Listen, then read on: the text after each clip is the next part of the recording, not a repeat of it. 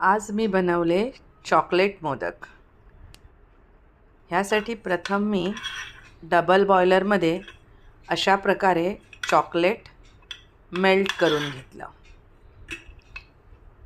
आणि मग त्यात ड्रायफ्रूट्स ॲड केले. ह्यात मी काजू आणि बदाम घेतलेत. तुम्ही आणखी ड्रायफ्रूट्स पण घेऊ शकतात, जसे की पंपकिन सीड्स अशा वगैरेच. शक्यतो ओले असे असणारे हे घेऊ नका ड्रायफ्रूट्स, म्हणजे बेदाणे किंवा अंजीर वगैरे असे घेऊ नका, कारण त्यात जर पाणी वगैरे असलं ना तर चॉकलेट थोडं फ्रीज होऊन जाईल म्हणून. त्यानंतर हे असं व्यवस्थित मिक्स करून घेतलं आणि चॉकलेट मोल्डमध्ये फिल करलेलं. माझ्याकडे आहे ना असा हाफ मोदकांचा असा मोल्ड असतो ना, हाफ मोदक, तसावाला मोल्ड आहे.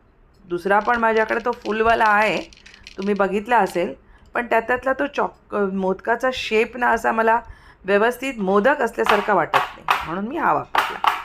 सगळे फिल करून झाल्यानंतर असा व्यवस्थित मोल्ड टॅप करायचा, जेणेकरून त्याच्यातली एअर बबल्स निघून जातील. थोडा वेळ फ्रीज केल्यानंतर, फ्रीजरमध्ये ठेवल्यानंतर मी हे असे मोदक डिमोल्ड केले.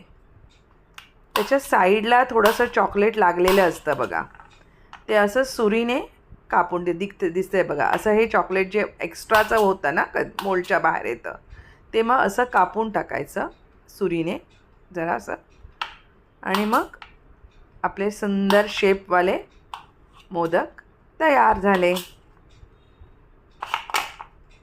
बघा किती छान दिसत आहेत ना मोदक. हे असे सुंदर शेपवाले मोदक तयार झाले.